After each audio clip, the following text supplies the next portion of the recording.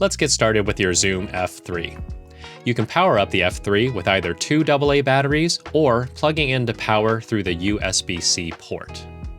After powering on the device, the first thing you'll want to do is decide how many channels you want to record. We do this by pressing the button with a gear icon on top for either channels 1 or 2.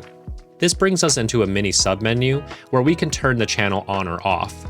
If you happen to turn one of the channels on but nothing is being recorded, you'll simply end up with an extra audio file that will be silent. Next, select the type of audio input you are receiving.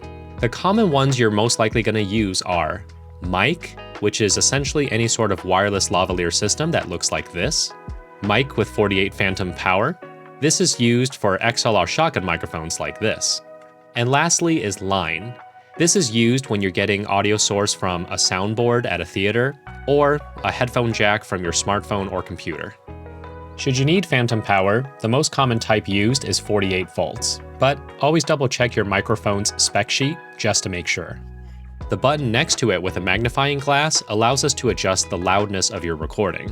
When you click it once, you'll have the option to increase or decrease the loudness. Try to get the waveforms to land somewhere in the middle like this. And don't worry if you have sudden audio spikes that go beyond the limits of the LCD screen. As with the Zoom F3's 32-bit float recorded file, you will be able to bring it down in your video editor, no problem. Pressing this button will get you into the system menus. The first thing we're going to want to set is your recording menu. This is where we can choose how our file names will appear. We can either do a custom file name like wedding, or simply use the date and time. Next, we'll set up the sample rate to the standard 48 kHz. This is more than acceptable for video work. Audio professionals may choose to use higher sample rates if they are planning to use high-end plugins to manipulate the sound in fine detail.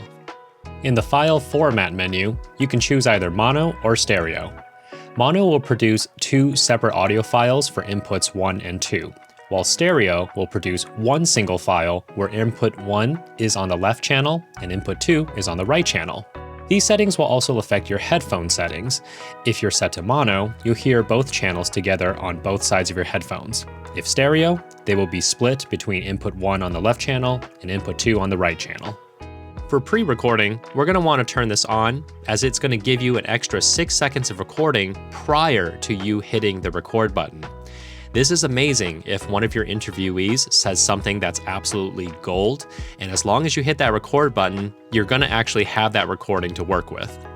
For the sound marker, turn this off, as it does produce an audible sound tone in your recordings. This would essentially mess up your pre-recorded 6 seconds if someone is already on a roll and speaking.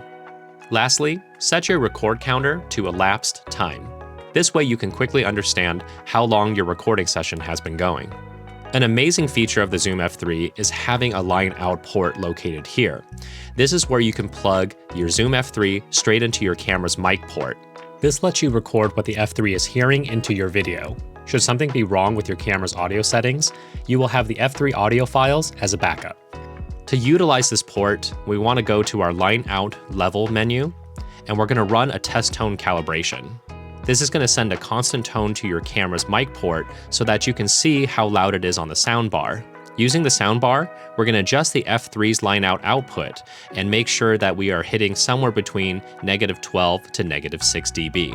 If you have no idea why I'm doing this, check this video out next. I'll have it linked in the description. Some of the last things you need to know about and set are in the system menu. First thing is obvious, let's set the time and date. If you plan to primarily use AA batteries, this is where you can choose what kind of batteries you're using. And lastly, if you need to format your SD card, you will find it here. If at any time you need to review a recording, you can find your recordings in the Finder menu. And that's it. These are all the basics you need to know to get you started with your Zoom F3.